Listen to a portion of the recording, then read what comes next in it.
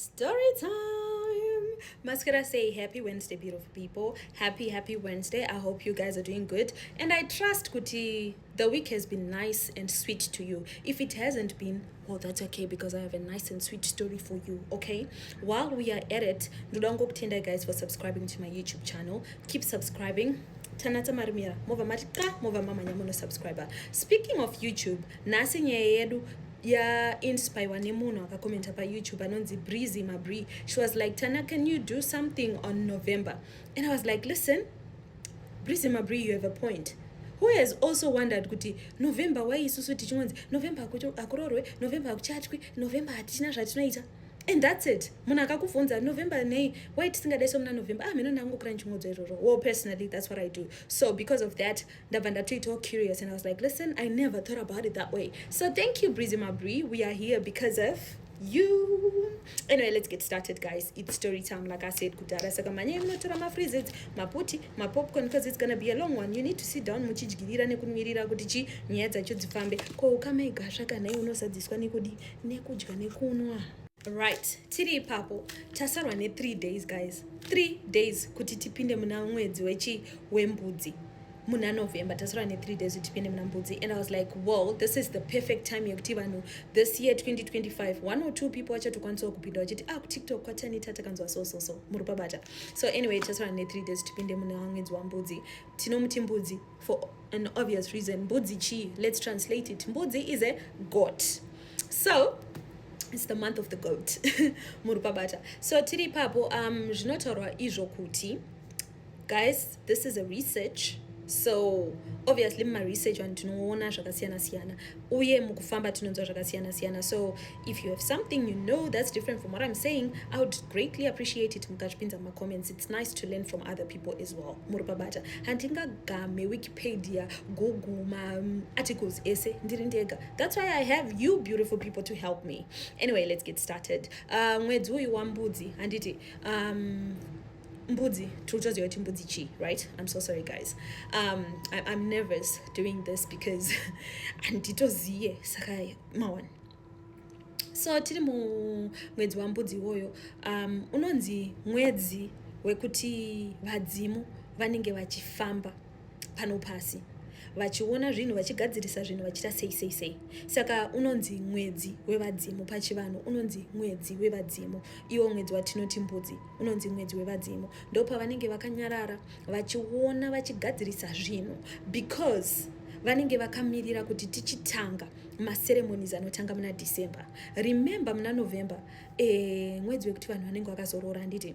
Remember November as Zimbabwe, like the whole country. Basically, November ndo mwedzi unouya just before tapinda mu the rainy season. Saka it's like a threshold month. It's like a banking month yekuti zvinhu zvese zviri kubankwa into November zvakabatwa muna November. Interest yese yozochidona yozozaruka munani muna December. I hope that makes sense because panda try kuzvi translator, that's the best explanation andakwanisa kuya nayo titese itinzwisise. So mwedzi wevadzimu zvinonzi vadzimu vanenge vatoripo pano vachipinda muvanhu vachita judging, observing and whatnot. Saka vanenge varipo vanototaura pachikuru, vanotaura vachiti mwedzi waNovember zvakavanzika zvinofumuka muna November. Basically ndopepe panonzi vaive uroi vanenge vachiperforma big time. Zvakawanda zvinenge zvichingoitika madzidzi ya mhepo dzinenge dzichitaura dza August dzedze November dzinenge dzichimhanya because dziri kufamba mhepo dzedze dzichida kumeka sure kuti haasi kuzodya huki yeChristmas. Murupabata. So November is a very sacred month yekuti ndonguva yekuti you are not asking, you are listening. Vanoti hausi mwedzi wekukumbirira, mwedzi wekuteerera. Tichapinda muwai uchinzi mwedzi wekuteerera. So guys, from what I gathered from my research, Mbudzi is actually a very significant animal when it comes mukurota. Murupabata. Kurota Mbudzi, mudzimu urikuya kwauri uchizvirivhila. From what I gathered inini, kurota Mbudzi, mudzimu urikuya kwauri uchikupa warning, number 1. Uchikukonfirmira something, number 2. Uchireleasa nekuratidza some relevance. I'm going to support that with the story yanga yabuditswa kunhu kwandaira sei kwandashandisa research yangu on Google. Saka zvinonzi pasi pasati parwa nenyondo panga pane n'anga yanga ina assistant wayo. Saka n'anga iyi assistant wacho akabva ati ari kuda kurara, asi pakurara ipapo akaenda akanorara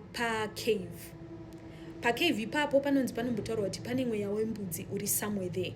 I'm going to get to that mweya wembudzi oyo, but I want us to start get into nyaya listening and then tozokwanisa kuita sei kuramba tichina mberi. Saka this assistant akarara pamacaves anga ari padhuze nepainzi pane a spirit of a god iri somewhere there. This person akarara, mukurara ikoko akarota mbudzi. Saka paakarota mbudzi, mbudzi yaya yakazviratidza kwaari. Kuzviratidza kwayakaita kwaari, hanzi yakaita kustepa ka1, yakastepa ka1 udai so. Hanzi zvinoreva warning. Ndobva yastepa ka2. So pekutanga, that's a confirmation. Yobva yastepa ke2, ndobva yastepa ke3, and then ndobva yaenda. Yakauya iri mumist, ndoma yakauya like smoke white, ndoma taurwa yaita iri musmoke white. So akazonoudza vakuru kuti ndarota mbudzi haina kutaura anything, so it doesn't talk, it just gives you signals. Murupabata. That's why ndinotaura kuti yakastepa ka1, yakastepa ka2, and then it just went back. Paakamuka ndopa akazonodza vakuru akati ndidzopedza ndarota pane mbudzi yauya kwandiri ndikarota so we are going to get into the explanation yaakapiwa after anovaudza because akavunzwa saka pawarota mbudzi yaita sei, yataura kuti chii chaitika, ndopa akabva taura kati yatsika kwekutanga ikayatsika ruviri. So now we are going to get into the explanation yakapiwa this assistant abva mukunorota ari padhuze nemacaves. So mukomana akachizoenda akati asekuru ndo zvandarota, vakabva vamudza kuti ikatsika kwekutanga, that's truth. When they say truth, it means kuti zvaratidzwa kuti iwe you are the chosen.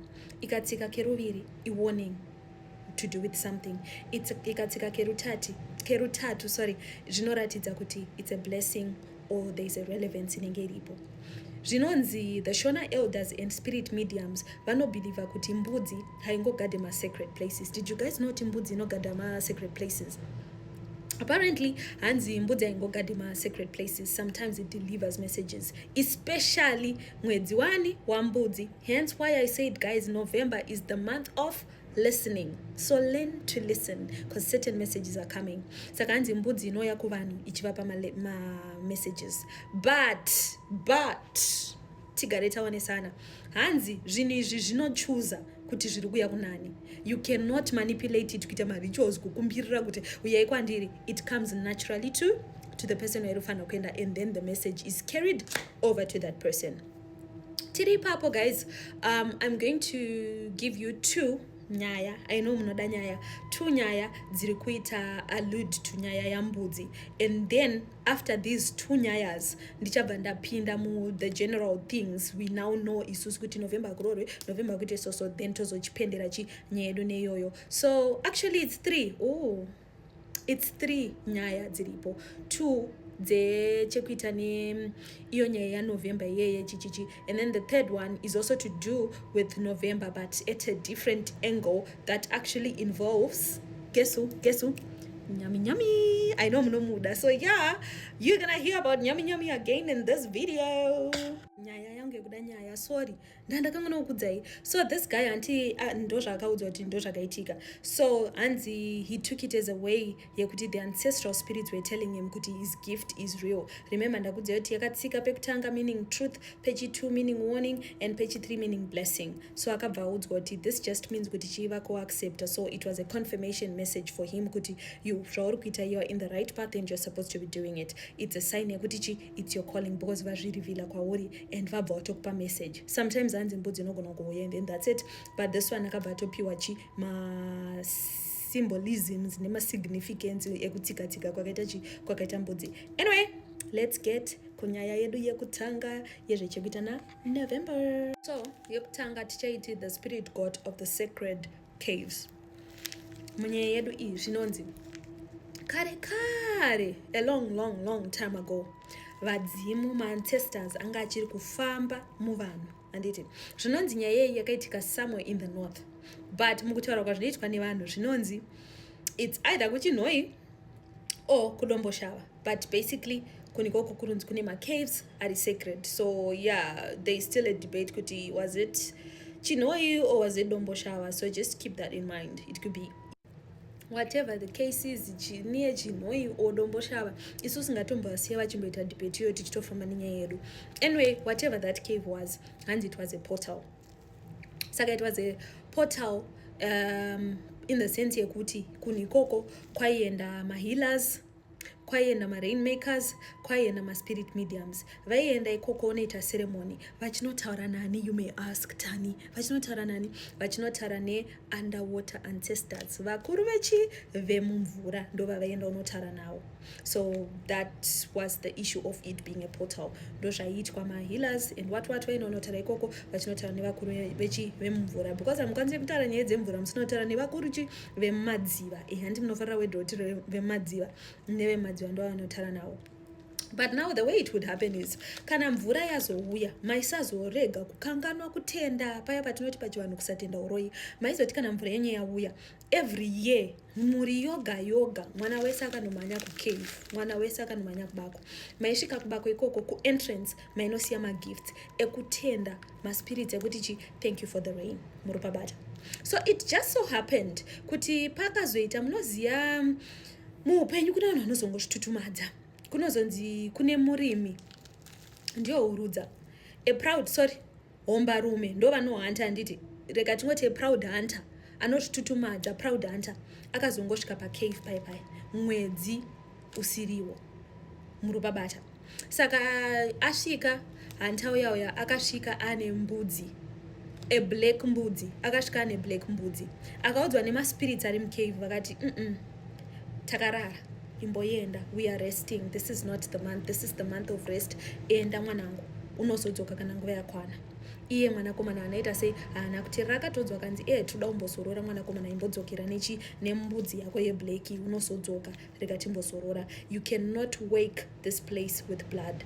Maybe ndandisina kuexplaina before, but mwedzi wembudzi November hatibvumidzwe kunge tichiita zvekuvhiya mbudzi nema-animals.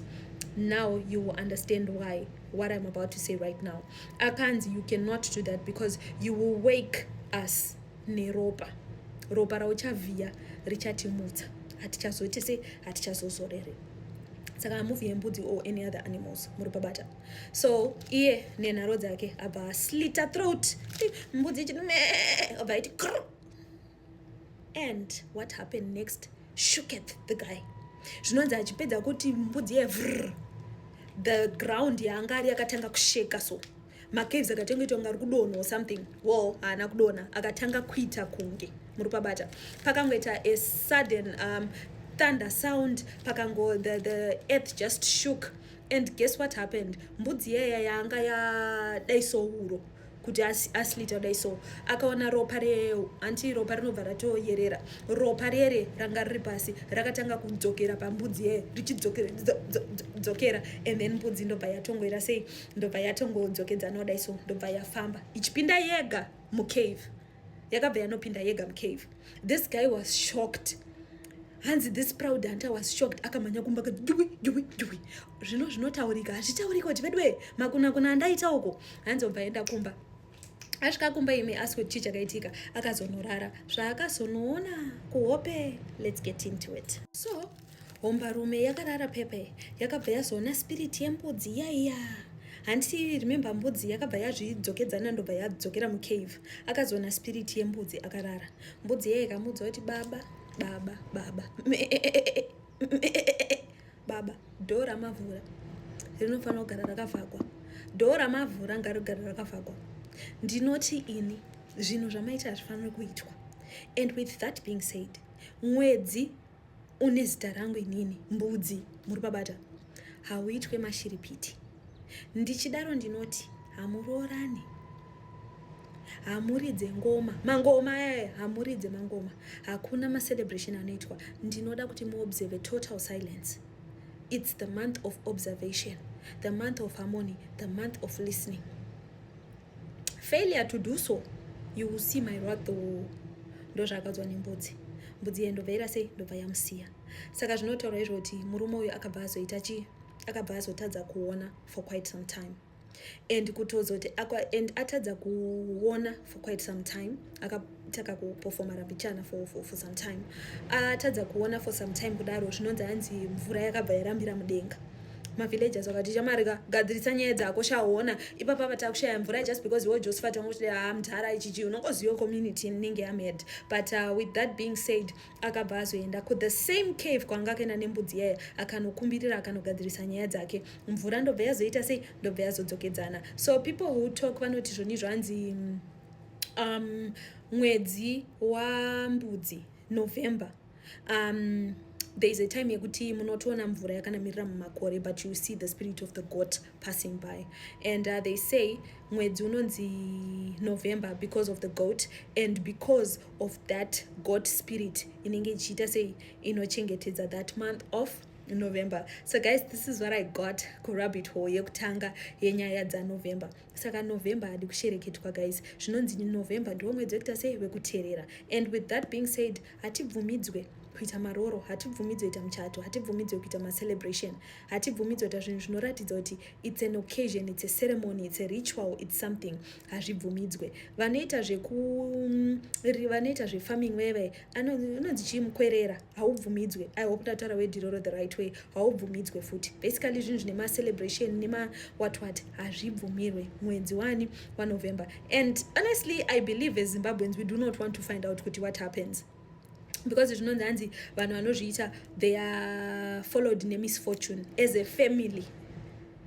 Munoita ngomwa mumuri menyu, munongofiwa mune minyama inoita sei inoitika. Hanzi zvinotonzi vese vaibatwa vachita zvekuridza ngoma vachifara vachita sei vaizongorwara zvisinganzwisisike, vamwe vaitozongosvika pakuita sei pakufa. And I know as Zimbabweans we do not want to find out, but I believe there is a certain period that we tested this month of November, and yeah, chatakadya chiri kumuka. Do you guys remember 2017 November zvamakaita? Do we? Alright, zvatakaita as a country takashereketa. Do you remember? So yeah, do you remember November 2017 Zimbabweans? I know you do. I know you do. You know what we did in November 2017. You know. To my big guy. We are not going to say much, but you know what you did in November 2017. I know what you did last summer. Do you know that movie? So yeah, that's the first story about nyaya yembudzi. So mwedzi waMbudzi wakatotaurwa before kwanana January December chichichi. Zvinonzi vakuru vai-observe mamonths vachishandisa certain things kuti iri mwedzi wekukohwa, mwedzi wekuita soso, saka vaibva vapa mazita according to that. Muri pabata. So mbudzi yakabva atongopiwa mbudzi iyoyo. Saka zvinonzi mbudzi nenyaya yekuti hativhiye mbudzi, hativhiye mhuka, and inonziwo futi mbudzi nenyaya yespirit yembudzi iripo. Now we are gonna go to the other version inotaurwa. So this version is to do with the chief. Haina kutaurwa kunzi chief wekupi, so I don't know. Anyway, zvinonzi chief uyu akaudza ana boys akati vakomana ina munotsvaga mbudzi timborova kacelebration panapa dombotenda timbofara zvedu. Excuse me, vakomana ubva vanotora mbudzi yebva yanoiswa pamoto ikabvurwa vanhu vakatanga kufara vana mambo chichichichichi. Anyway, vakatogara zvavo pakati peusiku, vakomana rudzi yamoto vari kudya mbudzi yena mambo, and then ndobva vazoudzwa kanzi but mambo murumboziva zvamuri kuita zvibvumidzwe. Murumboziva here kuti mwedzi wamateura ropa hauna kumira mushe. Apa muri kutodya zvenyu nhingirikini, muri kutodya zvenyu mbudzi. Zvinotaurwa izvo zvichinzi mambo ava chief ava vakabva vataura vachiti ko mudzimi yacho iri kuidere mbudzi yacho. And zvinonzi just like that mbudzi yakabva yachinja kunoita maashes, yakachinja kuita tsito kuita maashes. Just like that guys, yanga isadyike papasisina mbudzi. That's what happened. So anyway, izvozvo zvaitika because mambo vanga sorry guys, not only did this mbudzi turn into ash, chakazofollowa ipapo chakazoaffecta community yese. Hakuna kuzombonaya, matsime akapwa, nzizi dzikapwa, macrops akangosvava, hapana chakafamba. People grew hungry and afraid because remember ndi mambo anga wazviita. And you may ask, what was the purpose yekuti mambo wazviite? Just showing off his wealth because he can, and he felt invincible. Murupabata kuti I'm invincible, no one can touch me, can't touch this. Wotovunza kuti vadzima chanoda kuidyira mbudzi yacho anoidya sei vanhu vakafa. Anyway, zvinozotaura kunzi mambo vaya patombofamba nguva because people grew hungry and afraid and unongoziva zvinoitika vanhu kana mane nzara muri pabata. So zvinozotaura ito zvichinzi mambo vakazoti vanorara. After some time after that happened, zvinozonzivo vari kuhope paya ndobva pauya an old ancestor anga akamonerwa mujira rewhite but ari musmoke white. Abva amudza akati, mwanakomana wakashereketa, zvawakaita wakakanganisa ivhu uchispilla blood. Remember, mbudzi handinodonha ropa on a land, on soil that was pregnant, because November vanoti ndonguva yekuti pregnancy, it's like pregnancy yekuti hapasida kudisturb, haposi pane chinhu chiroda kukura, chiroda kuzoita sei, chiroda kuzobuda muna December. So they say the soil will be pregnant because ine zvaichazotiburitsira. The air basically is pregnant and hatifanira kukanganisa muna nenhumba, ndinoziva. So akatokanganisa paakaspila ropa, akabva ropa irobva raenda futi pasoil. Zvawaita hazvina kunaka, wakanganisa zvinhu zvakawanda. Abva anzi because of that disobedience yawaita, mwedzi unoyu uchazikanwa nezita rezvawaita, hence Mbudzi, because akauraya mbudzi. Handa kudzeta, I'm telling you these two stories dzine chekuita ne how we got kuMbudzi and how certain people disobeyed and certain things happened. So zvinotonzi vanhu mukada kutraya kuhwanda munorwara. Manike senyaya anogona kungotanga kurwadza, hazvibvumidzwe izvo zvekutovhima izvozvo futi muna November. So that's the other story yataita come across yani yemunhu kuti akaita zvinhu zvinoinvolve mbudzi. Now I know you were curious kuda kuziva kuti pane nyaya wataura mboti nyami chi anokanganwa nyaya nyami. Yeah, nyami, it's not really to do with mbudzi or something. Actually, it is to do with Mbudzi, but it's to show us the reason and narrative of that article was to show us the connection between rainmaking, Mbudzi, and nyami. So yeah, let's get into it. Zvinonzi long ago, before Kariba Dam was constructed, zvinonzi there was a time yekuti matonga vakazosvika pakurelaxa. When it comes to nyami, vakasvika pakurelaxa, they were no longer paying tribute. Vangosaite zvinhu zvavanofanira kuitirani nyami. So because of that, papa nika disrespect kakusaizana kakakuitika. Nyami akabva azvidzokerera kugoj kwake, obva anyara, obva ana, you know what, I'm done with these people. The disrespect is too loud. It's too loud. Let me go. Nyami obva ambosiya vanhu. Asiya vanhu kudaro, zvinonzi kwakatanga kushaika mvura, kwakatanga kuzambeza kapwa chichichi. Guys, myths and rutaura. There is no scientific whatever to back that up. Handitawirirana kare. So zvinotaura kunzi nyami akabva ita rathia, but the rathia akaita this time kuda kuita hasha dzekuti chichi akangoti zvimere zvinhu zvenyu mvura iuye and what not. Vanhu vagochema nyami help us, nyami help us. So zvinozotaura kunzi one particular night kwakazongoonekwa something chaiglowa zvisingaite, chakaonekwa chichibva nekuna Zambezi kwavaiziva kunogarani nyami, but pachakasvika padhuze vakaona kuti aikazve imbudzi. Mbudzi yandobva yati, ndatumwa nafather nyami, vati ndikudziva kuti your disrespect is so loud, musakanganwa makabva. I need you to observe mwedzi wandakakudziva kuti you do not do zvinhu zvisina kukwana. Observe, because vanhu vanga vatokangana vanga vane disrespect and what not. And because of that, if you just observe zvavari kudzai, he's going to give you back zvinhu in place. So this is the significance yembudzi. Iri kutaurwa iyo zvichinzi it's a messenger yani yanyami. So this is where nyami gets in. Muri pabata. Tiri papo zvedu. Zvinozonzi years later kwakazotanga kuita inonzi chi drought, kwakusisina mvura, munongoziva zvinhu zvacho kusanaye and what not. Saka kunonzi kune mukadzi ainzi Tariro akasvika pakushaya chinhu chekupa vana vake, obva azongoita musi wekuti akaenda pasi pemiti achinonamata, achichema, achikumbirira, achita sei. Then munongoziva mukukumbirira muita sei akabva arara. Mukurara ikoko zvinonzi kune mbudzi yakauya kufisheni kwake, yanga ine maziso icy blue, yanga iri kuna Zambezi, yaisaflota, yaisafamba, yaiflota muna Zambezi, but like it was half type of stuff kuti ukungona half and what not. Ndobva yauya kwaari, ndobva yamuudza Taroyo yasvikanzi enda unoisa roko rwako musacred pool. Kana waisa roko rwako musacred pool, I need you to listen. I want you to listen for a sound yembudzi inoita kunge iri mvura. Ukangonzwa sound iyoyo, then you know kuti mvura ichauya. Zvisinei, saka anga akaudzwa kuti enda mamba kwedza. unoita zvinhu izvozvo.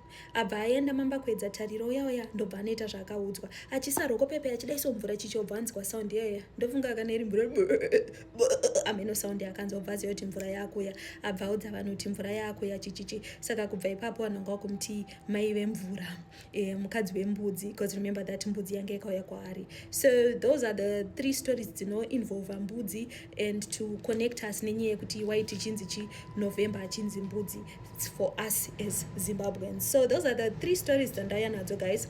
And with that being said, let's try and go over zvinhu zvatinotaura about November as Zimbabweans. So tataura isu hakuitwe ma-initiation rituals, hakuitwe ma-farming rituals, hakuitwe ma-celebrations, maroro, michato, hazviitwe, because it's believed kuti maspirits anenge akazorora. In November zvinotaura kunzi maspirits iwayo, they will be roaming around, they will be restoring balance, they will be judging, and they will be observing zvinhu zvinenge zvichiitika. So inguva yekunzi hanzi you also observe peace and harmony, no bloodshed, musaitrani mashura. But that's the time to also be highly alert, because someone is working towards you not having to eat chidya chehuku pa Christmas. So guys, I think basically what we can all conclude is zvinhu zvakatongogara zviripo. From what we are seeing, vanhu vachinzi mwedzi wembudzi, zvinhu zvakatongogara zviripo, and we do not want to test that theory. I think as Zimbabweans we kind of tried testing it as a nation. November 2017, look where we are now. Yeah, that's about it, guys. I hope you enjoyed this one, because it was also fun for me to go down this rabbit hole, because I never even thought of it kuti why zvichingonzwa aro ndengoti ndo zvatangokura tichinzwa. Anyway, I hope y'all have a lovely day. I love you so much, and thank you for your support. Mwah.